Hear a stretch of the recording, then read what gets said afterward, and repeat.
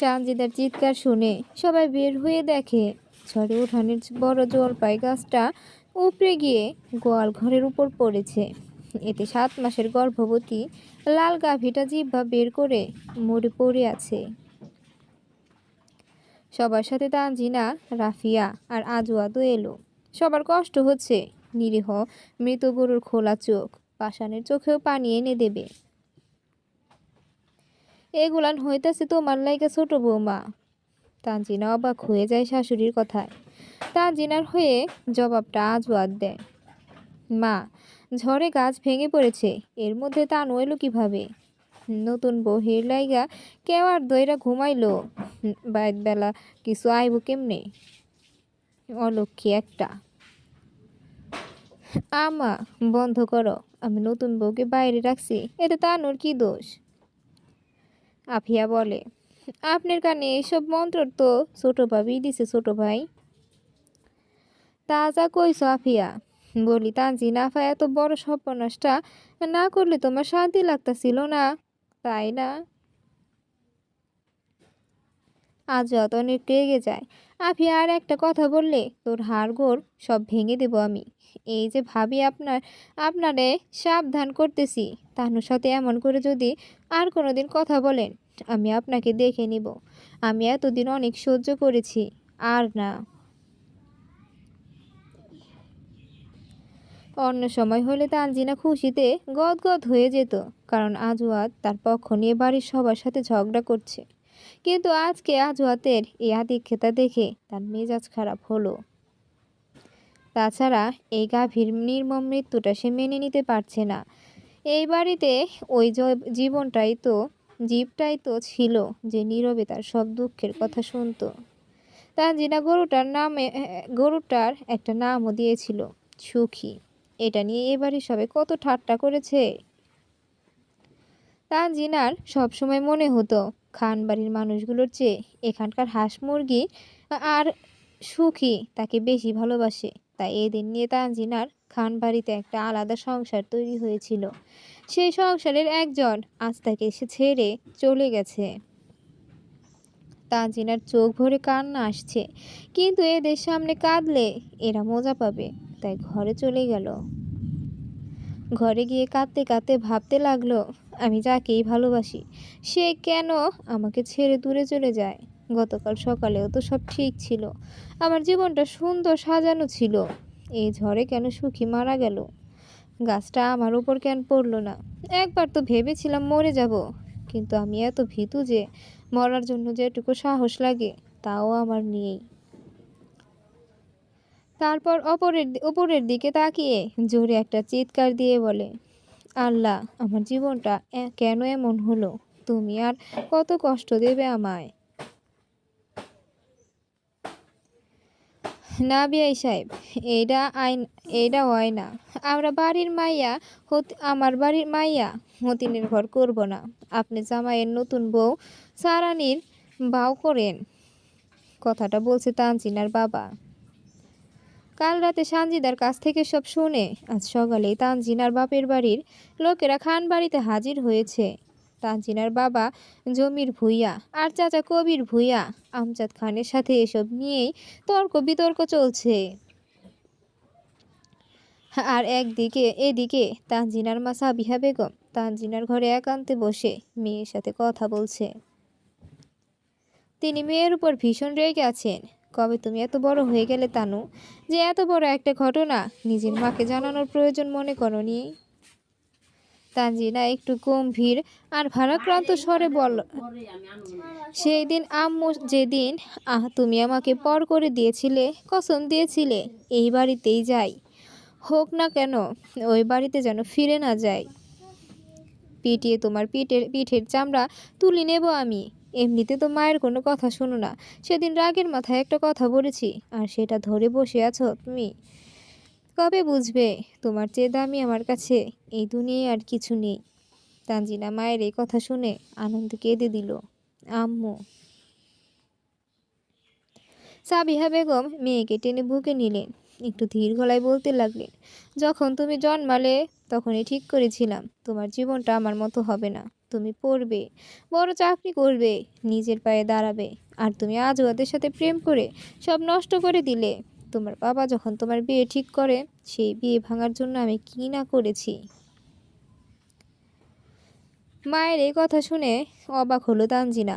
মায়ের বুকে থেকে মুখ উঠিয়ে প্রশ্ন করে, আম্মু, এইসব কথা তো তুমি আমাকে আগে কখনো বলনি।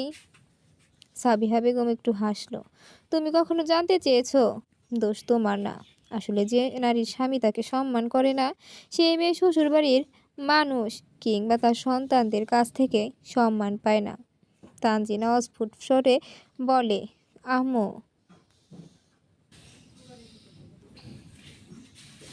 কি হলো? এত অবাক হওয়ার কিছু নেই। তানু, এমন না যে তোমার বাবা আমি কালো বলে আমায় ভালোবাসে না। তিনি আমাকে খুব ভালোবাসে, কিন্তু ভালোবাসা আর সম্মান এক নয়। আর সেজন্যই হয়তো তুমি কিংবা তোমার ভাই কেউই কোনোদিন আমাকে সেই সম্মানটা দিতে পারোনি, যেটা পাওয়ার যোগ্য আমি। মুখ ভার করে তানজিনা বলে, আম্মু, আমাকে কি মাফ করা যায় না? পাগল মেয়ে, এখানে মাপ চাওয়ার প্রশ্ন কোথা থেকে আসছে? তোমরা দুইজন ছোটবেলা থেকে যা দেখেছো তাই শিখেছো।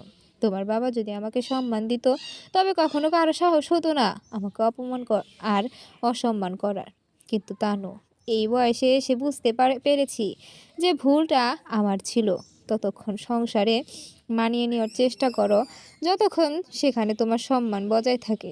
যদি নিজের সম্মান নষ্ট করে কিছু মেনে নিতে হয়, তবে থেমে যাও। কারণ সম্মান এমন একটা জিনিস যে কেউ তোমাকে যেচে দেবে না, তোমার আদায় করে নিতে হবে। আমার ভুলটা কোথায় ছিল জানো? আগ্রহ ভরে বাচ্চাদের মতো প্রশ্ন করে, কোথায় আম্মু? তোমার নানার বাড়ির লোকের বরাবরই আমাকে নিয়ে অনেক চিন্তা ছিল। কালো মেয়ের কি বিয়ে হবে কি করে? আমি ডাক্তারিতে ভর্তি হয়েছিলাম, তখন তোমার দাদা আমার এক দূর সম্পর্কের আত্মীয়র কাছ থেকে আমার বাবার বাড়ির টাকা পয়সার কথা শুনে আমাকে ঢাকায় দেখতে যায়। মোটা যৌতুকের লোভে তোমার দাদা বিয়ে করাতে রাজি হয়ে যায়। আমার ডাক্তারির পড়ার মাঝপথে থামিয়ে অজপাড়াগায়ে আমাকে বিয়ে দিয়ে দায়মুক্ত হয়েছিল তোমার নানা। বাবার মুখে কন্যা বিদায়ের আনন্দ দেখে আমি নিজের স্বপ্নকে মেরে ফেলি। আর তোমার দাদা বাড়িতে প্রতি পদে পদে মানিয়ে নিতে নিতে একসময় নিজের আত্মসম্মান বোধটা ভুলে যায়। কিন্তু তুমি জন্মানোর পর সেই স্বপ্নটা আবার দেখতে শুরু করি। তুমি পড়াশোনায় ভালো, তাই আমার স্বপ্নটা ধীরে ধীরে বড় হতে থাকে। আমি চেয়েছিলাম তোমাকে একটা ভালো জীবন দিতে, সেজন্য বাড়ির সবার বিরুদ্ধে লড়াই করে তোমাকে কলেজে পড়িয়েছি। কিন্তু আমার সব স্বপ্ন চূর্ণ বিচূর্ণ হয়ে যায় যখন তুমি আজও ওদের সাথে সম্পর্কে জড়িয়ে পড়ো। তারপর আবার বিয়েও করলে। তানু, তুমি এমন একটা মানুষকে বিয়ে করেছো যে তোমার ভালোবাসা আর ত্যাগের কোনো মূল্য দিতে জানে না। অনেকক্ষণ মা মেয়ে কোনো কথা বলেনি। তারপর সাবিহা বেগম নীরবতা ভেঙে প্রশ্ন করে, তুমি কি এখনো এই নরকে থাকবে? মা, আমি বলে তানজিনা হঠাৎ জ্ঞান হারায়। এই ঘটনা আগেও কয়েকবার ঘটেছে। এ নিয়ে সাবিহা বেগম তানজিনাকে ডাক্তারও দেখিয়েছিল। তাই তিনি বুঝলেন মেয়ে হয়তো কাল থেকে কিছু খায়নি, তাই শরীরে গ্লুকোজ কমে জ্ঞান হারিয়েছে। উনি জগ থেকে একটু ঠান্ডা পানি নিয়ে তানজিনার মুখে দিলেন। তানজিনার জ্ঞান ফিরল। তারপর একটু পানি খাইয়ে দিয়ে বলেন, কিছু না খেলে তো এমনই হবে। যে মানুষটা আমাকে ঠকালো, তার জন্য নিজেকে কেন শাস্তি দিচ্ছ তানু? দুর্বল গলায় তানজিনা বলে, না আম্মু, খাবারের জন্য না। কিছুদিন হলো শরীরটা খুব দুর্বল, আর খাবারগুলো গন্ধ লাগে। মাছ মাংস দেখলেই গা গোলায়। এ কথা শুনে সাবিহা বেগম মেয়েকে আরও কিছু প্রশ্ন করলো। মেয়ের জবাব দিতে তানজিনা সংকোচ বোধ করছিল। তারপর বলল, চলো। কোথায় আম্মু? তুমি প্রশ্ন শুধু আমাকেই করতে জানো, বাকি সবার বেলায় মুখে কুলুপ এঁটে বসে থাকো। তানজিনা আর কিছু বলল না, চুপচাপ মায়ের সাথে গেল। অন্যদিকে বসার ঘরে তুলকালাম চলছে। রেহেনা খাতুন লম্বা ঘোমটার আড়ালে পায়ে পা দিয়ে ঝগড়া করছে। স্বামীরে বান্ধা রাখবার না পারলে আমরা কিতা করুম? আপনি গো মাইয়ারে বিয়া কইরা আমার আজুর জীবনটা শেষ হইয়া গেছে। খোদারে একটু ডরান বিয়ান। আমার ভাইজির নামে এত বদনাম কইরেন না। আমনের ঘরেও একখান মাইয়া আছে। আমার মাইয়ার লগে আপনি গো ভাইগা বিয়া করা মাইয়ার তুলনা দিবেন না। আমার ভাইজিরে তো আপনার বাড়ির পোলাই ভাগাইছিল। জমির ভুইয়া ছোট ভাইকে থামিয়ে বলে, আহা কবির থামেলা, মায়া মাইসের লগে তক্ক করস কি এর লাইগা? আমজাদ খান রেহেনা বেগমকে চোখ রাঙিয়ে চুপ করিয়ে দেয়। আমার মায়া হতিনের ঘর করব না বেআইসা, এইটা প্রথমেতে আমি কইতাছি, অহন আবার কইলাম। রেহানা বেগম স্বামীর চোখ রাঙানো অপেক্ষা করে বলে ওঠে, তাই নিজে গো মাইয়া লইয়া যান গা। তখনই সাবিহা বেগম দরজা দিয়ে তানজিনাকে নিয়ে ভেতরে আসতে আসতে বলে, নিশ্চয় নিয়ে যাব, এই নরকে তো আর নিজের মেয়েকে রেখে যাব না আমি। এবার আমজাদ খান খেপে যায়। এতক্ষণ নিজের স্বামীর উপর তো রাগ হয়েছিলই, তার উপর সাবিহা বেগমের কথা বলায় রাগ তার চরমে পৌঁছে গেল। পুরুষ মানুষের মধ্যে মেয়েদের কথা বলা আমজাদ খানের একদম পছন্দ না। মেয়েরা থাকবে ঘরের ভিতরে, তাই নাহি আমরা বাড়ি নর হোক জান, তাইলে অক্ষণ নিজের মাইয়া লইয়া বাইরইয়া যান বলে গর্জে ওঠে আমজাদ খান। হ্যাঁ নিয়ে যাচ্ছি বলে সাবিহা বেগম আজওয়াতের সামনে গিয়ে দাঁড়ায়। তুমি তালাকের কাগজ পেয়ে যাবে, কিন্তু বাচ্চাটা হওয়ার পর, কারণ গর্ভ অবস্থা তালাক হয় না। এক মুহূর্তে পুরো ঘরের নীরবতা ছেয়ে যায়। আজওয়াত নীরবতা ভেঙে প্রশ্ন করে, বাচ্চা মানে? তানজিনা সন্তান সম্ভবা। তানজিনা নিজের মায়ের মুখ হতে এ কথা শুনে সবচেয়ে বেশি অবাক হয়। সে এখন ওই প্রশ্নগুলোর মানে খুঁজে পায়। এটা কি হাসানি আবরারের মা? রাগে গলায় স্ত্রীকে ধমকে ওঠে আমজাদ খান। আমি কেমনে কমু? তাই কয়দিন ধরে দেখতাছি ছোট বোমার পোয়া দেওয়ার লক্ষণ। আমজাদ খান সহ সবাই বুঝতে পারে তানজিনা মা হতে চলেছে। তা হইলে ছোট বৌমার আর কোনহানে যাওন যাইব না।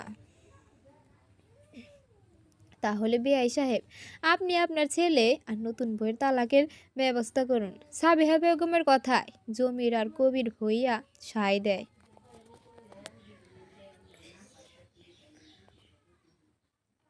কোনো মতে তাদের মানাতে না পেরে নিরুপায় হয়ে আমজাদ খান বলে, ঠিক আছে, আমি রাফিয়ারে তালাক দিব, তয় আমার একখান শর্ত আছে। কি শর্ত? আপনার মাইয়ারে পোলা পয়দা করণ লাগবো। একটু অবাক হয়ে সাবিহা বেগম প্রশ্ন করে, আর যদি মেয়ে হয়? তাই হ্যার যা খুশি করব, তয় আজও আর রাফিয়ার তালাক ওইব না। যতদিন ছোট বৌমার এইবার বা আইবোধ না ওইব, ততদিন রাফিয়া এইবার থাকবো। এরপর পোলানা মাইয়া হেইরা দেইকা তালাক হইব। ভুইয়া বাড়ির সবাই ভাবছে কি করবে। তখনই তানজিনা বলে, আম্মু এই সিদ্ধান্তটা আমি নেই। মেয়ের কথায় সাবিহা বেগম একটু অবাক হলো না। জীবনটা তোমার তানু, তাই তোমার সম্পূর্ণ অধিকার আছে সিদ্ধান্ত নেওয়ার, তবে এবার আর ভুল করো না। তানজিনা মুচকি হেসে বলে, সেটা তো সব সময় বলে দিবে আম্মু। এই তো 5 মিনিট আগেও আমি তোমার কথা মতো নতুন একটা জীবনের স্বপ্ন দেখছিলাম, কিন্তু নিয়তি আবার তার খেলা দেখালো। যখন আমি একা ছিলাম আমার সিদ্ধান্ত একরকম ছিল, কিন্তু এখন আমার সাথে আরেকটা জীবন জড়িয়ে আছে, তাই তাড়াহুড়ো করে আমি কিছু করতে চাই না। কি করতে চাও তুমি? বলছি, তার আগে আমি আম্মুর সাথে কিছু কথা বলতে চাই। আম্মু, তুমি খুব খেয়াল করে শুনবে কথাগুলো। তারপর তানজিনা নিজের বাবাকে বলে, আব্বু, আজরাত আমাকে তালাক দিলে তুমি কি সারা জীবন আমাকে আর আমার বাচ্চাকে তোমার বাড়িতে থাকতে দিবে? দুবেলা দুমুঠো খাবারের ব্যবস্থা না হয় আমি নিজেই করে নিব। তানজিনা আরো কিছু বলতে যাচ্ছিল, কিন্তু তাকে থামিয়ে পাশ থেকে আজাদ বলে ওঠে, আমার দেহে যতক্ষণ প্রাণ আছে ততক্ষণ আমি তোমাকে তালাক দিব না। আমি আমার বাবার সাথে কথা বলছি, তুমি একটু চুপ থাকো না। না, না হয় বাইরে চলে যাও বলে আজওয়াদকে ধমক দেয়। তানজিনার ধমক শুনে আজওয়াদ চুপ হয়ে যায়। যা বলছিলাম আব্বু, তুমি বলো, তুমি কি আমাকে এই নিশ্চয়তা দিতে পারবে যে আমাকে কেউ কোনোদিন বাপের বাড়ি থাকার জন্য খোঁটা দিবে না, বা সেখানে কখনো আমাকে দ্বিতীয়বার বিয়ে করতে বাধ্য করা হবে না? বাবা, আবেগে হয়ে আমি আবার রাজি হয়ে ভুল করতে চাই না। তাই তুমিও সত্যটা বলো, কোনো লুকোচুরি করো না। জমির ভূঁইয়া নিজের মেয়ের দিকে তাকিয়ে দেখলো, তার সেই ছোট্ট অবুঝ কল্পনা বিলাসী মেয়েটা আজ কত বাস্তববাদী হয়ে গেছে। তুই সারা জীবন এলহা থাকতে চাস? এমনি কি যেমন চলে? আব্বু, কথা ঘুরিও না, সরাসরি উত্তর দাও। না, এইটা তো হয় না। 1 বৎসর 2 বৎসর না হয় মাইনা নিলাম, বাদে বাদে কি হইব? মাইনছে কি কইব? আমার উত্তর আমি পেয়ে গেছি বলে সে তার মায়ের কাছে যায়। আম্মু, তোমার মেয়েকে নিয়ে তুমি যতই স্বপ্ন দেখো না কেন, আমাদের এই সমাজটা এখনো মেয়েকে স্বপ্ন পূরণের পুরোপুরি অধিকার দেয়নি। আম্মু, আমরা মেয়েরা যতই শিক্ষিত আর প্রতিষ্ঠিত হই না কেন, আমাদের পাশে স্বামী নামক একটা সাইনবোর্ড লাগে, না হলে এই সমাজ আমাদের এক ঘরে করে দেয়। এখন তোমার সাথে গেলে তাই হবে যা বাবা বলল। প্রথম প্রথম মানুষ সহানুভূতি দেখাবে, পরে আবার তারাই আমার নামে কুৎসা রটনা করবে। আমার সন্তানকে বলবে তোর মা কলঙ্কিনী, তাই স্বামীর ঘর করতে পারেনি। আর আবার বিয়ে করলেই যে সেই বাড়িতে সম্মান পাবো, তার কি কোনো নিশ্চয়তা আছে? তারা যদি আমার সন্তানকে মেনে না নেয় তখন? মা, আমি বলছি না সবাই খারাপ, কিন্তু আম্মু, আমি ঘর পোড়া গরু সিঁদুরের মেঘেও ভয় পাই। তাই আমি আবার বিয়ে করে নতুন কাউকে নিয়ে সংসার করা আমার পক্ষে সম্ভব হবে না। দীর্ঘশ্বাস ফেলে সাবেহা বেগম বলে, বুঝতে পারলাম তোমার কথা, কিন্তু তুমি কি করতে চাও একটু খুলে বলো। মা, আমি আজাদকে ক্ষমা করব কিনা সেটা আমার বাচ্চা জন্মের পর ঠিক করব। আমিও দেখি ছেলে না মেয়ে, আল্লাহ কি চায়। আমি আজাদের সাথে থাকি না, ওর থেকে আলাদা হই। তাছাড়া তুমি তো বললে গর্ভে সন্তান না থাকলে তালাক হয় না। তবে আম্মু, একটা কথা মনে রেখো, সতীনের সাথে এক সংসারে তোমার মেয়ে থাকবে না, কিন্তু আজাদের সাথে আমি থাকবো কিনা সেটা আল্লাহর হাতে। সাবেহা বেগম কিছু বলবেন, তার আগে তানজিনা আবার বলে, আম্মু, আর একটু বাকি আছে। বাবা, আপনার কাছে কিছু কথা আছে। আমজাদ খান একটু নড়ে চড়ে বসে বলে, কি কইবা কও। বাবা, রাফিয়ার সাথে আমি এক বাড়িতে থাকবো না, কিন্তু আপনি তো বলে দিলেন যে রাফিয়া এই বাড়িতেই থাকবে। তাই তুমি কি কয়টা মাসের লাগে বাপের বাড়ি যাইবার চাও? না বাবা, সেখানে যাওয়ার হলে আব্বুকে বলতাম, আপনাকে না। তো এই যাইবার চাও কই? আব্বা, আমি এই কয় মাসের জন্য পুরাতন বাড়িতে গিয়ে থাকতে চাই, আপনি ব্যবস্থা করুন। আমজাদ খান চমকে গেল, কারণ কোনো মেয়ে যে পাকা দালানের ঘর ছেড়ে জীর্ণ শীর্ণ ভাঙা টিনের বাড়িতে থাকার কথা ভাবতে পারে সেটা তার জানা ছিল না। রেহেনা খাতুন এ কথা শুনে গরম তেলে দেওয়া কই মাছের মতো টকবক করে ফুটে ওঠে। বলে, আক্কেল জ্ঞান কিছু আসেনি তোমার? পেট লইয়া পুরান ভিটাতে যাইবার কথা কও। মাইসের লগে মুখ দেখাইতে পারুম? মা, আমি কথাটা বাবাকে বলেছি, আর মুখ না দেখাতে পারার কি আছে? আপনার ছেলের বউ চলে যাচ্ছে না, শুধু অন্য বাড়ি থাকছে, তা আবার আপনাদেরই। কেউ জিজ্ঞেস করলে বলবেন 203-এর ঝগড়া হবে, তাই আপনারাই পাঠিয়ে দিয়েছেন, মিটে গেল। আমজাদ খান স্ত্রীকে চোখ রাঙিয়ে বলে, হারামজাদি, বেত্ত মিসমাইয়া মানু কোমল কুমবাতাল্লে, কইতাছি চুপ কর। শুনেনি আমার কথা। এইবার মুখ খুললে তরে পোলার পোলার হোর বাড়ির মাইসের সামনে চেঁচুম। এবার রেহেনা খাতুন ভয় পেয়ে চুপসে গেল। ছোট বৌমা তুমি কও, এইখানে তোমারে দেখবো কেডা? বাবা, আজকে এক মুহূর্তের জন্য আমাকে নিজের মেয়ে ভেবে বলুন, এই বাড়িতে আমাকে দেখার মতো কে আছে? এত অন্যায় অবিচারের মধ্যে কি আমি ভালোভাবে বাচ্চার জন্ম দিতে পারবো? আপনি বলুন, আপনারা কখনই কি আমার সাথে দুটো ভালো কথা বলেছেন? সেখানে গেলে অন্তত এইসব মানসিক যন্ত্রণা থেকে মুক্তি পাবো। আমজাদ খানের জীবনে প্রথমবার তানজিনার জন্য খারাপ লাগলো। সত্যিটা সত্যি তো, মেয়েটা এ বাড়িতে শুধু অত্যাচার সহ্য করে গেছে, সব কাজ করেছে, ঠিক আছে। তাই আলহা আলহা পোড়ান ভিটাতে তোমার দেই কেমনে কও দেখি? আজওয়াত বলে, আব্বা আমি সাথে যাব। তুই কেমনে যাবি? পরের সপ্তাহ থেকে তোর অফিস যাওয়ান লাগবো। তাই আমি কই কই কি ছোট বৌমা, তুমি বাপের বাড়িতে যদি যাইতে চাও যাইতে পারো। না বাবা, আমি পুরনো বাড়িতেই যেতে চাই। আমি জামালের মাকে বলবো আমার সাথে থাকতে। সে এমনিতেও দুধের ছেলেটাকে নিয়ে খাবারের কষ্ট করে। জামালের বাবা মারা যাওয়ার পর দুবেলা খাবারের আশায় দেবর ভাসুরের সংসারে চাকরানির মতো খাটে। আমার সাথে থাকলে তো সেটা করতে হবে না। আমজাদ খান দেখলেন এটা সবচেয়ে ভালো বুদ্ধি। এতে মান সম্মান আর নিজের ভাগ্নির সংসার দুটোই বেঁচে যায়। আচ্ছা, তয় আমি বেবাক বাউ করি। বাবা, আরেকটা আবদার, আমার ওই বাড়িতে সময় কাটবে না, তাই যদি কিছু বই নিয়ে যেতে দিতেন।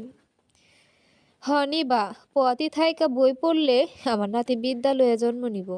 তয় আমার রাত লইয়া ডর, ভাঙা টিনের বেড়া। বাবা, আপনি শুধু শুধু ভাবছেন জামালের মা থাকবে তো, আর আপনি প্রতিদিন সন্ধ্যায় একবার ঘুরে আসবেন। আর আপনি কি এত ভাবছেন বলুন তো, খানবাড়ির বউয়ের দিকে কে নজর দেবে? এমন সাহস কারো আছে? এই ডক করে খাঁটি কথা কইছো তুমি।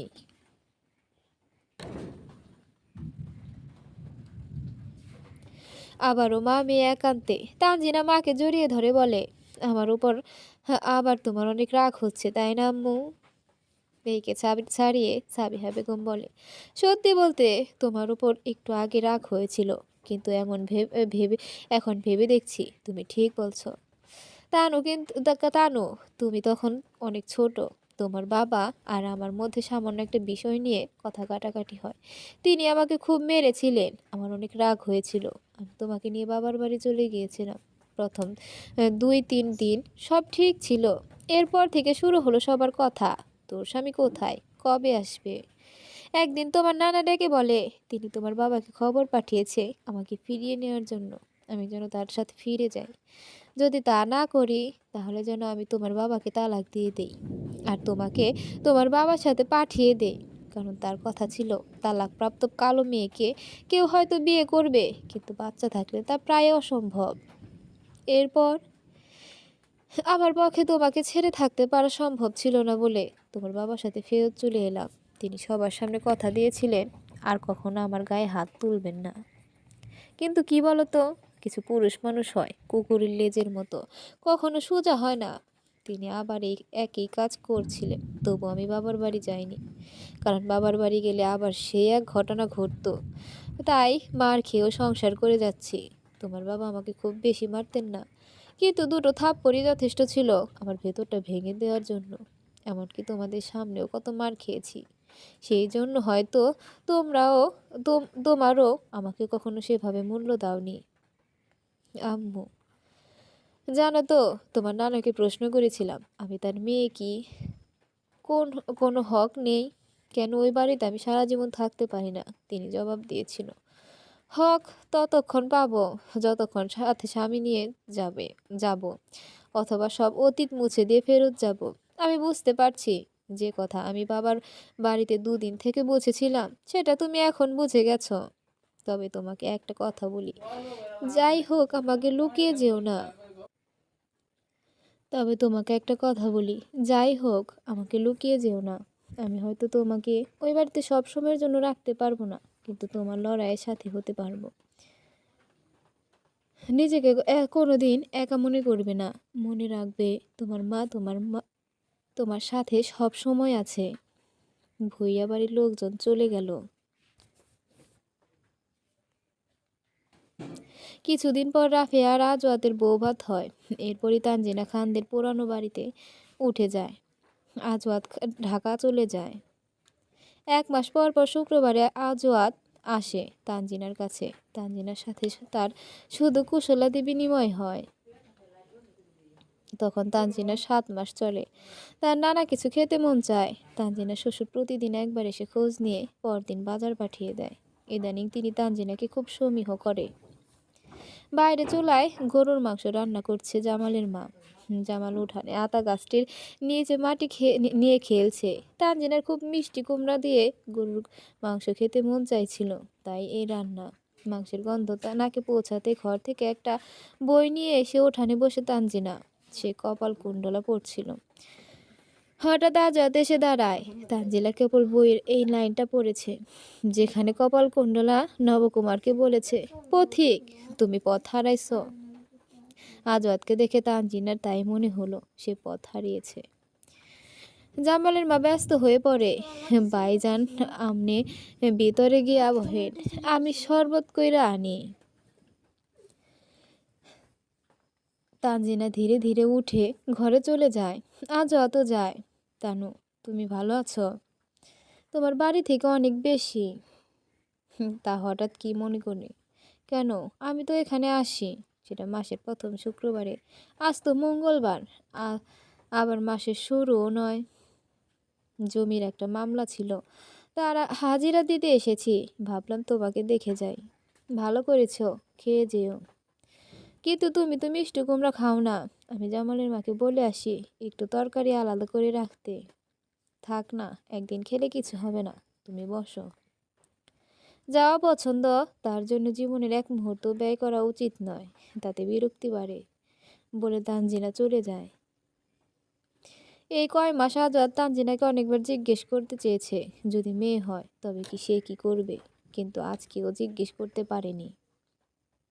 এভাবে আরো 2 মাস কেটে যায়।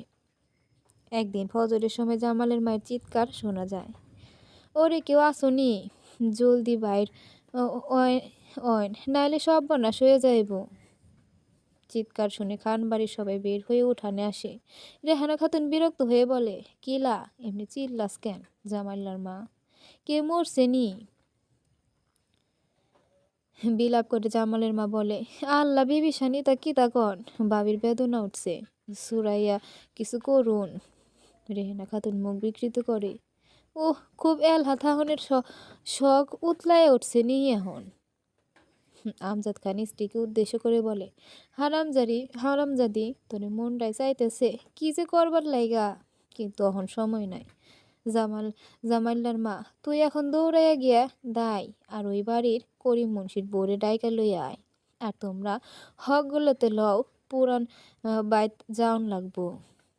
জামানের মা চলে যায় দায় ডাকতে। রেহানা খাতুন মুখ বাঁকিয়ে বলে, হ্যান কি মেমানি নাহি যে হক গলেতের যাওন লাগবো? লও তোমার লগে আমি যাই, আর হেরা বাইত থাকো। আফিয়া তুই বেল উঠলে মুরগির সাইরা খাওন দিস। সানজিদা বলে, কইসলাম কি আম্মা, এমন সময় আমি না থাকলে মা এসে নিন্দা করবো। লাখ কথার এক কথা, হে তো আমার বোন। আইসে বইন, এই 7 মাসে একবার বইনের মুখও দেখে নাই, অহন ঢং কইরো না। আমজাদ খান খেয়ে ওঠে, তোমরা কি এখানে খাড়াইয়া তামাশা করবা নাকি? যাইবাও। আরে তোমার ছোট বৌমা মইরা যাইতো না, আই বোধ আমারও ওইসে লজাই। তারা 3 জন যাচ্ছিল, তখন রাফিয়া এসে বলে, বাবা আমিও লগে যামু, দেহি আমার কপালে কি লেখা আছে। কেউ কিছু বলতে পারল না, কারণ আজ সত্যি সবাই দেখতে চায় ওদের কপালে কি লেখা আছে। 4 জন মিলে পুরনো বাড়ি গেল। আমজাদ খান বাইরে অস্থির পায়চারি করতে লাগলো। ভেতর থেকে রেহেনা খাতুন আর দায় বের হয়ে এলো। একরা শাসাঙ্ক নিয়ে রেহেনা খাতুন বলে, আবরারের আব্বা হুনেন ছোট বউয়ের অবস্থা তো বেশি ভালো না। আমজাদ খান তাদের দিকে এগিয়ে গিয়ে বলে, কি কও এগুলাম তুমি? দায় একটু বিলাপের সুরে বলে, হরে আমজাদ, আজ 40 বছর আমি দায়ের কাম করি, এমন দেহি নাই। যা খুশি হইবার পারে, তুই হেরে একটা ডাক্তারের বাইত লইয়া যা। আমজাদ খান কথাটা শুনে দমে যায়। তারপর গুরু গম্ভীর গলায় বলে, আপনি রাতে গ্যারামের বেবাকতের আইব তৈছে, আজুর বউটারও ওইব। এই গ্যারামে বেবাক ডাক্তার বেটা, খানবাড়ির বউরে বেগনা পুরুষ মাইনসে আত লইব লাগাইব, আমি আমজাদ খান বাইচে থাকতে হেডা ওইব না। দাই যেন একটু রেগে যায়। তাই কেউ মরলে আমারে দোষ দিস না, মাও মাও মারতারে বাচ্চাও, বলে দায় ভিতরে গেল। পেছন পেছন রেহেনা খাতুন। রাফিয়া উঠানে আতাফল গাছটি ধরে দাঁড়িয়ে আছে আর পায়ের নখ দিয়ে মাটি খুঁড়ছে। আর সানজিদা ভেতরে তানজিনার পাশে বনে মনে মনে বসে মনে মনে দোয়া করছে যেন মেয়ে হয়, না হলে যেন বাচ্চাটা মরা হয়, কারণ খানবাড়ির প্রথম ছেলের জন্ম সে দিতে চায়। পূর্বাকাশে নতুন সূর্য রক্তিম আভা ছড়াচ্ছে। তখন আমজাদ খান ভেতর থেকে বাচ্চার কান্নার আওয়াজ শুনতে পায়, কিন্তু আওয়াজটা একবারই হয়, তারপর থেমে যায়। রাফিয়ার বুকের ভিতরটা ধুকপুক শুরু হয়। আমজাদ খান দরজার সামনে এসে দাঁড়ায়, কিন্তু ভেতর থেকে কেউ বেরিয়ে আসে না। আমজাদ খানের মনে ভয় ঢুকে যায়। তিনি মনে মনে বলে, তয় কি কোনো বদ খবর? সদ্য জন্মানো একটা শিশু মারা গেল। আমজাদ খান বাকরুদ্ধ, নিজেকে বারবার সান্ত্বনা দিয়ে যাচ্ছে, আল্লাহর জিনিস আল্লাহ নিয়ে গেছে। তবু তার মনের এক কোণে একটা খটকা লাগছে, তখন যদি দায়ের কথা শুনে তানজিনাকে হাসপাতালে নিয়ে যেত, তবে কি বাচ্চাটাকে বাঁচানো যেত? ভেতর থেকে বিলাপের স্বর ভেসে আসছে। তানজিনা ঠুকরে ঠুকরে নিজের বাচ্চার লাশ ধরে কাঁদছে। এত যন্ত্রণার পর জন্ম দেওয়া সন্তান আজ 8 ঘন্টার মধ্যে মারা যায়। তখন একজন মায়ের কান্না ছাড়া আর কি বা করার থাকতে পারে? আমজাদ খান নিজের মায়ের কবরের কাছে চলে গেলেন। বড় কাঁঠাল গাছের নিচে বাঁধানো উঁচু কবরটা রাস্তা দিয়ে যাবার সময় সবার চোখে পড়ে। জীবনে যে কোনো কঠিন সিদ্ধান্ত নেওয়ার আগে আমজাদ খান একান্তে মায়ের কবরের পাশে কিছু সময় কাটান। আজকেও সেজন্যই এসেছেন। কিছুক্ষণ পর আমজাদ খান ফিরে যায়। পুরনো খান বাড়ি আতুর ঘরের সামনে দাঁড়িয়ে আমজাদ খান গলা ছাড়া দেয়, আমি একটু ভিতরে আইতাম, বৌমার গতরের কাপড় ঠিক করো। রেহনা বেগম, রাফিয়া, সানজিদা সবাই সেখানেই ছিল। তারা বুঝলো আমজাদ খান বাচ্চার মৃত্যুতে কষ্ট পেয়ে তানজিনাকে তাড়ানোর জন্য আসছে। তাই সব ঠিকঠাক করে আমজাদ খানকে ভেতরে ডাকলো রেহেনা বেগম। ভেতরে গিয়ে তিনি দেখলেন তানজিনা মরা বাচ্চাকে বুকে জড়িয়ে আছে। বাচ্চাটারে কবর দেওয়ান লাগবো, সব কাম শেষে ছোট বৌমা বাইর যাওয়ান লাগবো, বাড়িটা তোমারে ছাড়া খা খা করতেছে। পাশ থেকে খেয়ে খেয়ে উঠলো রেহেনা খাতুন, তোমার মাথা ঠিক আছে নি? এই অলক্ষীরে আবার ঘরে নিবা?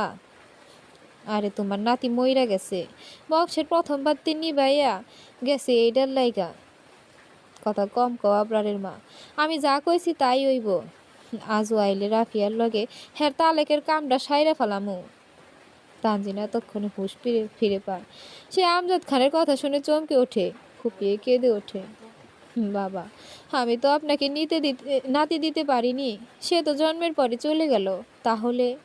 শক্ত হয়ে হয়ে আমজাদ খান বলে, বৌমা, আমারে তুমি নাতি দিতে পারো নাই ঠিকই, তয় আমি যে অতদিন বাদে আমার মায়ের দেখা পাইছি।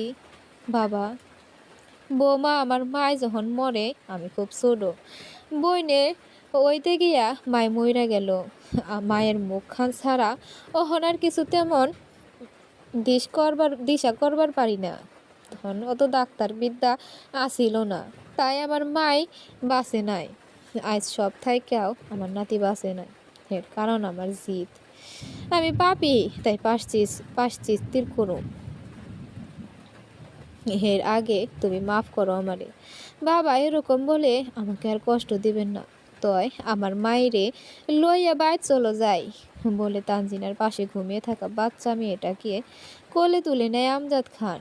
হ্যাঁ, তানজিনার যমজ বাচ্চা হয়। ছেলেটি আতুরেই মারা গেছে। সবাই অবাক হয়। একটা মেয়েকে আমজাদ খান এভাবে আদর করে মেনে নিবে, তা সবার কল্পনা তো অতীত ছিল। জানো ছোট বৌমা, দাই যখন হেরে দোয়াইতে আমার বারাত নিল, আমি মনে মনে কইতাছিলাম মায়ের মুখ দেখে কি করুম, বংশের বাতিও যখন নিভাই গেল। কিন্তু দায়ের কথায় একবার চাইয়া দেখি, এটা অক্ষরে তোমার মায়ের মুখ, অক্ষরে আমার মায়ের মুহের লাহান। তুমি আমার মায়েরে ফেরত দিছ, তুমি যা চাইবা তাই হইব। চলো। আমজাদ খানের মুখের উপর কথা বলার সাহস কারণে, তাই বাচ্চার দাফনের পর অগত্য সবাই তানজিনাকে নিয়ে ফিরে গেল। দুদিন পর আজওয়াত ফিরে এলো। সে মেয়েকে দেখে যেন হাতে আকাশের চাঁদ পেল, আবার ছেলের জন্য দুঃখ পেল। আজওয়াত যখন বাবার সিদ্ধান্ত জানলো, খুশিতে গদগদ হয়ে গেল। আজ আমজাদ খান তার শেষ সিদ্ধান্ত জানিয়ে দিল যে কালকে রাফিয়াকে তিনি বাপের বাড়ি রেখে আসবেন। রাতে তানজিনা মেয়েকে নিয়ে ঘুমিয়েছিল। হঠাৎ মেয়ে জেগে উঠলে তার ঘুম ভেঙে যায়। মেয়েকে ঘুম পাড়িয়ে খেয়াল করে আজওয়াত ঘরে নেই। শরীর খারাপ থাকা সত্ত্বেও আজওয়াতকে খুঁজতে বের হয়, সব কয়টা ঘরে খুঁজে। একবার নিজের মনে সন্দেহ দূর করার জন্য রাফিয়ার ঘরেও দেখে, কিন্তু পায় না। রাফিয়ার ঘর থেকে দেখে মনে হলো রাফিয়া কাঁথা মুড়িয়ে শুয়ে আছে। পরক্ষণে মনে হলো হয়তো সিগারেট পান করতে বাড়ির পেছনে গেছে। তানজিনা মনে মনে খুশি হলো যে আজওয়াত তার কথা শুনে এখনো ঘরে সিগারেট খায় না। আজওয়াতকে তার কিছু বলার ছিল, তাই মেয়েকে খাইয়ে চারপাশে বালিশ দিয়ে দরজা লাগিয়ে বাড়ির পিছন দিকে যায়। খান বাড়ির পিছন দিকটা হাসনা হেনা ফুলে সৌরভে বিমোহিত হয়ে আছে। তানজিনা গিয়ে দেখে রাফিয়া আজওয়াতের পায়ে ধরে কান্না করছে। তানজিনা বুঝতে পারে মেয়েটা আবার একটা তালগোল পাকাবে, তাই একটু জোরে হেঁটে কাছে যায়। সারা জীবন আপনি গো দুইজনের বান্দিগিরি খাটু, তাও আমারে খেদাইবেন না। তানজিনার খুব মেজাজ খারাপ হলো। সিদ্ধান্ত নিল এবারে মেয়েকে উচিত শিক্ষা দেবে, চুলের মুঠি ধরে বাড়ি থেকে বের করবে। কিন্তু কিছু একটা শুনে থেমে যায়। আপনি যদি এখন আমারে সায়রা দেন, আমার পেটের বাচ্চার কি হইব?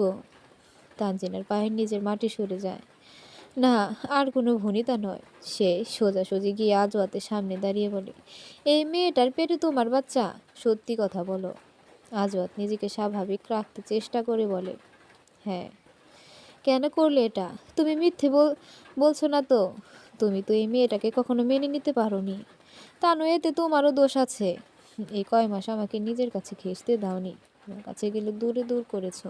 আমি ঢাকা থেকে এসে কতবার তোমার কাছে থাকতে চেয়েছিলাম, তুমি প্রতিবার আমাকে বাড়ি পাঠিয়ে দিয়েছিলে। তুমি কেন বোঝো না আমারও তো একটা চাহিদা আছে? তুমি চিন্তা করো না, আমি রাফিয়াকে। না, আর কোনো কথা শুনলো না তানজিনা। ধীর পায়ে সেখান থেকে বাড়ির ভেতরে যাচ্ছে। শরৎবাবুর বলা দুটো লাইন ভাবছে, যাহার ভালোবাসা পাইয়াছি বলিয়াই বিশ্বাস করিয়াছি, সেইখানে ভুল ভাঙিয়া যাওয়াটাই নিদারুণ। আজ তানজিনার ঘুম ভেঙেছে। আমজাদ খানের দরজায় তানজিনা জোরে জোরে কড়া নেড়ে ডাকছে। মাঝরাতে তানজিনার গলা শুনে আমজাদ খান ভয় পেয়ে যায়। মনের মধ্যে কু ডাকে, একবার মনে হয় মেয়েটার আবার কিছু হলো না তো। তারপর দরজা খুলে তানজিনা কাঁদতে কাঁদতে দরজা ধরে নিচে বসে পড়ে। ২৭ বছর পর সময়ের স্রোতে আমজাদ খান, তানজিনার বাবা মা, চাচা পৃথিবী থেকে বিদায় নিলেও বাকি সবাই রয়ে যায়। খানবাড়ির এখন আর আগের মতো সমৃদ্ধশালী নেই। হাসনা হেনা গাছটা মরে গেছে। বাড়ির দালানগুলোতে শেওলা জমেছে, ছাউনির টিনগুলোতে জং পড়েছে, কাঠের দরজা জানলাগুলোতে ঘুণ ধরেছে। খানবাড়ির উঠান বয়সের ভারে নুয়ে পড়া রেহেনা খাতুন ময়লা আধা সেলাই করা একটা কাপড় পরে ময়লা ফেটে যাওয়া একটা বাসন নিয়ে রান্নাঘরের সামনে বসে আছে। সে এখন লাঠি ভর দিয়ে হাঁটে। রেহেনা খাতুনের আগের তেজ এখন নেই। এখন তাকে দেখলেও যে কারো অন্তর কেঁপে উঠবে। একটা মলিন হাসি দিয়ে করুণ সুরে আবদার করে, আমারে 2 লা ভাত দিবা? সোহাল্লেতে কিছু খাইতে দেও নাই, এখন বিহা লইয়া গেছে, পেটের ভুক ক্ষুধা লাগছে। সামনে থাকা মহিলাটি দাঁত খিচিয়ে জবাব দেয়, বুড়ি খালি বাত করে, আমারেও খা। তোর জামাই জমিদারি থুইয়া গেছে, একটু পরে পরে খালি কয় পেটের বুক লাগছে, অত খাস যায় কই, কামের বেলা তো খুঁজা পায় না। রাফিয়া আম্মারে এমনি কইও না, গরুকে খড় দিতে দিতে সানজিদা কথাটা বলে। এই আইসে আরে কলক্ষী, বাঞ্জা মাইয়া মানুষ, তোর খাওনটা তুই বুড়িরে দিলেই পারস, নিজের স্বামীরে খাইয়া তো পরাণ জুড়ায় নাই, তখন তো আমার সংসারে বইয়া বইয়া খাস। ভেতর থেকে আজওয়াতের গলা শোনা যায়, রাফিয়া মুখ বন্ধ করো, ওদের ওরকম করে বলো না, টাকা তো আমার ক্ষেতের ধান থেকেই আসে। ওরে গোলামের ঘরের গোলাম, আমারে টেহার খোটা দেস তুই, খেতে কাম করে কেডা, আমার পোলায় খেমতা নাই, উঠটা বইবার তক্ক করে, তোর কপালে উষ্ঠা মারি। আর কত দূর ক্ষেত আছে তোর, তোর বাপে তো বেপাকটা বড় বউরে দিয়ে গেছে, বাহি যদ্দূর আছে তোর বইনের বিয়ার সময় সব বেইসা হেরে দিছে, তাও যদি তোর বইনে ভালো মতো ঘর সংসার করার পারতো, 2 দিন বাদে বাদে জামাইয়ের কেসা খায়া আমার বাইত আয়ার উঠে, আমার মুখ খুলাইবি না। আর আমার লগে বাড়াবাড়ি করলে আজ তোর মুখ ফুট সাফ করতাম না, আজ তোর ঘুমুত সাফ করতাম না, এমনিই পইরা থাকবি। আজ চুপ হয়ে যায়, কারণ আজ সে এমন অবস্থানে পড়ে আছে যেখান থেকে রাফিয়া কিছু বলা তার পক্ষে সম্ভব না। সে এটাও জানে রাফিয়া মিথ্যা বলছে, কারণ আমজাদ খান তানজিনাকে পুরাতন ভিটা আর ভিটের সামনের 1 বিঘা জমি ছাড়া কিছুই লিখে দেয়নি। 10 বছর আগে এক সড়ক দুর্ঘটনায় আবরার মারা যায় আর আজওয়াতের কোমর ভেঙে যায়। তখনই আজওয়াতের চাকরিটা চলে যায়। 4 বছর আগে আমজাদ খান মারা যায়, তখন থেকেই পুরো পরিবারের করতে হয় রাফিয়া। সানজিদা তার বাবার বাড়ি ফিরে যেতে চেয়েছিল, কিন্তু সেখানে কেউ তাকে ফিরিয়ে নেওয়ার আগ্রহ দেখায়নি। তাই বাধ্য হয়ে এখন খান বাড়িতে রাফিয়ার কাজের লোকের মতো থাকে। আম্মা বলে ডাক দেয় রাফিয়ার একমাত্র ছেলে রফিক। আব্বা আইস, দেখো তোমার লাগে মোরগ গ্রাইন্দা কন্যাতে বইয়া আছি, যাক মুখ হাত ধুইয়া আইও। হাত মুখ ধুয়ে রফিক খেতে বসে। সে মুরগির রানের টুকরো দাঁত দিয়ে ছিঁড়ে খাচ্ছে, আর বাইরে থেকে রেহেনা খাতুন আর সানজিদা খালি পেটে অসহায়ের মতো চেয়ে দেখছে। এতে তাদের দুজনের লজ্জা বা রাগ কিছুই হচ্ছে না। দৃশ্যটা ঘরে শুয়ে দেখছে আজওয়াত, আর নীরবে চোখের পানি ফেলছে। এটা এবারে নিত্য ঘটনা। রাফিয়া নিজের খেয়াল খুশি মতো এদের দুজনকে খাবার দেয়। খান বাড়ির পুরনো ভিটায় এখন একটা পাকা দালান উঠেছে। সেই বাড়ি বাইরে বড় একটা মুরগির খামার স্পষ্ট দেখা যাচ্ছে। খামারে পাশের পুকুরে কিছু মাছ লাফাচ্ছে। এসব কিছুর মালকিনি তানজিনা। সেদিন রাতে আজওয়াতের বিশ্বাসঘাতকতার ফলে সে চিরদিনের মতো ওই বাড়ি ছেড়ে চলে এই বাড়িতে এসে ওঠে। আমজাদ খান সব জানতে পেরে 2টা জায়গা তানজিনাকে লিখে দিয়ে যায়। সাবিহা বেগমের গয়না বিক্রির টাকা দিয়ে জামালের মাকে সাথে নিয়ে একটা ছোট মুরগির খামার শুরু করেছিল। সেখান থেকে লাভের টাকা জমিয়ে এই ভিটায় পাকা দালান তুলেছে। খামারটা বড় করেছে, আবার এখন একটা পুকুরও কেটেছে। সন্ধ্যার পর বাড়ির প্রধান ফটক ধরে এক যুবক বাজার হাতে ভেতরে যাচ্ছে। উঠানে লেবু গাছটায় নতুন ফুল ফুটেছে। সেখানে দাঁড়িয়েই সে আওয়াজ দেয়, খালাম্মা, ও খালাম্মা। খাদিজা। তানজিনা বের হয়ে দেখে যুবকটি ব্যাগ ভর্তি বাজার আর 4-5 কেজি ওজনের একটা রুই মাছ হাতে নিয়ে দাঁড়িয়ে আছে। আরে জামাল, কি হইছে? এত বাজার দিয়ে কি হবে? তোর মাথা ঠিক আছে? হ, আমার মাথা ঠিক আছে। এই যে আজকার আন্ডা বাজারটা। হা, আরে এই খাদিজা, কই গেলা তুমি? বাইরে আহো। বলে অনেকগুলো টাকা তানজিনার হাতে দেয়। ভেতর থেকে 6-7 মাসের গর্ভবতী এক মহিলা বের হয়ে বলে, আমি এখানে। কও কি কইবা? এই বাজারগুলান ঘরে নেও। এই মাছটা কাইটটা আগে ফ্রিজে রাখো। বড় একটা দেশি মুরগা আছে, কাল পোলাও গোস্ত আর মাছের মাথা দিয়া মুড়ি ঘন্ট রানবা, আর মাছের পেটিটা কড়া কইরিয়া ভাজবা। পুষ্কুনিতে অত মাছ থাকতে বাজারত মাছ কেড়ে আনলা যে? পুষ্কুনির মাছ ছুডো, বইনের জন্মদিবসে ছুডো মাছ কেমনে খাওয়ায়?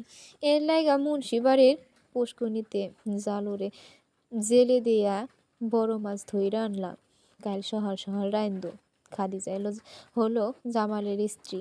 জামালের মা কখনোই তানজিনাকে ছেড়ে যায়নি। সেই সুবাদে মায়ের মৃত্যুর পরও জামাল তানজিনার কাছে থেকে যায়।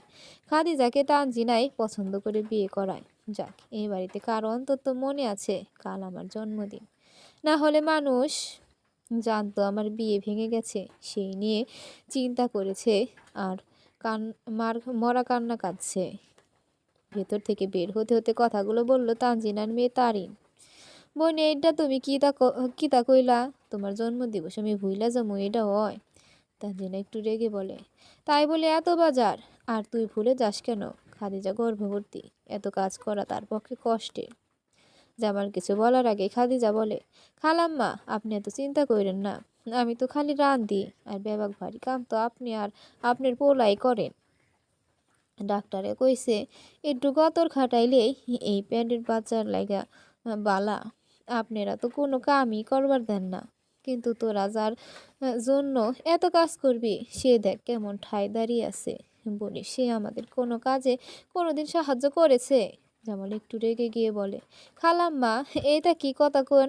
আমার বোন হইল রাজকন্যা, খাদিজা কাম না করবার পারলে বেবাক কাম আমি করবো, তাও আমার বোনের কোনো কাম করবার দিব না। তুমি থামো তো খালাম্মা, আমার লাহানে তুমি বাইটাই আইয়া মা পাইছি, বোন পাইছি, বড় বোন বাইসা থাকতে ছোট বোন কাম করব, এটা হয়? তোরা দুইজন লাই দিয়েই তারিনরে মাথায় তুলছিস, নাইলে পাত্রপক্ষের সামনে এভাবে কথা বলে? এনার সাথে কথা বলে লাভ নেই, সারাদিন মাথায় বিয়ে ঘুরে। চলো ভাবি, বাজারগুলো আমাকে দাও, নিয়ে যায়। দুজনে তাড়াতাড়ি করে গুছিয়ে নিই, আজকে আমি আমার ভাতিজিকে শেক্সপিয়ার পড়ে শোনাবো। তারিন ভেতরে যাচ্ছিল, তখন তানজিলা বলে, জন্মদিনে একবার বাবার সাথে দেখা করবে না? এবার তারিন খেপে যায়। দাদা যেদিন মারা গেছে সেদিন ওই বাড়ির সাথে আমার সব সম্পর্ক মুছে গেছে। ওই বাড়ির লোকের প্রতি তোমার দয়া থাকলেও আমার নেই। আমি তো এটাই বুঝতে পারি না, এত বছরও তুমি ওই লোকটার কাছ থেকে তালাক কেন নাওনি? আর খাদিজাকে নিয়ে ভেতরে চলে গেল। তানজিনা মেয়েকে কিছু বলতে পারলো না, কিন্তু মনে মনে বলল, তুই বুঝবি না রে মা, কারণ তোকে আমি আর 5টা মেয়ের চেয়ে আলাদা করে গড়ে তুলেছি। তোর বাবাকে তালাক দেওয়া মাত্রই আমার গায়ে তালাকপ্রাপ্ত মহিলা হওয়ার পোস্টার লেগে যেত। তখন চারপাশ থেকে কিছু পুরুষ শকুনের মতো আমার উপর নজর দিত। কিছু মহিলা আমার নামে কুৎসা রটনার ব্যস্ত হয়ে পড়তো। তখন সমাজ আমাকে এক ঘরে করে দিত, আর তোকে নিয়ে আমি এই সমাজে বাঁচতে পারতাম না। তার যে একজনের নাম সাথে জড়িয়ে একটু ভালোভাবে সমাজের বুকে মাথা উঁচু করে বেঁচে থাকতে পারি, তাহলে ক্ষতি কি? খালাম্মা, জামালের ডাকে ধ্যান ভাঙে তানজিনার।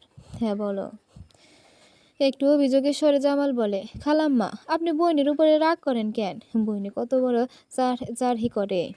আমাগো গ্রামে কলেজে ইংরেজি পড়ায়, যখন ডাক্তারে কইল আমার মাইয়া হইব, তখন আমি ঠিক করছি আমার মাথায় কোনোদিন লেখাপড়া ঢুকে নাই, তো কি হইছে, আমার মাইয়ারে বইনের মতো শিক্ষিত বানামো। তোরা বুঝতে পারবি না জামাল আমার কষ্টটা কোথায়। মেয়েটা আমার হীরের টুকরো, কিন্তু জহুরি যে পাই না। এত বয়স হয়ে গেছে এখনো বিয়ে হয়নি, নানান লোকে নানান কথা বলে। মরার মরার আগে মেয়ের স্বামী সংসার দেখে যেতে পারবো কিনা কে জানে। খালাম্মা, আল্লাহ যেদিন চাইবো ওই দিন সব হইব। আর কবে? কতদিন বিয়ে তো সব ঠিকঠাক হওয়ার পর ভেঙে গেল। খালাম্মা, হেরা তো রফিক্কা করছে, হেই বাড়ির হেরা জলে আমনের বালা চায় না। এর লাইগা ওই তো যতবার বইনের বিয়ার পাকা কথা হইছে, রফিক্কা পোলার বাইত গিয়া উল্টাপাল্টা কথা কইয়া বিয়া ভাঙ্গানি দিছে। আর বাকিগুলা তো বইনেই ভাঙছে, কারণ পোলারা টাকা চাইছে। জামাল চলে গেল। রাফিয়ার কারণে আজও তানজিনার জীবনের সুখ বিঘ্নিত। নিজের ছেলেকে দিয়ে বারবার রাফিয়া তানজিনার ক্ষতি করছে। কখনো পুকুরে বিষ দিয়েছে, কখনো ফসলের ক্ষেতে আগুন লাগিয়েছে, কিন্তু সবচেয়ে বড় ক্ষতি করেছে বারবার তারিনের বিয়ে ভেঙে দিয়ে। সদিন কাটা এখনো তানজিনার জীবনে ফুটে আছে। তানজিনা একটু বিড়বিড় করে বলে, মা তুমি বেঁচে থাকলে দেখতে এই সমাজে আজও বদলায়নি।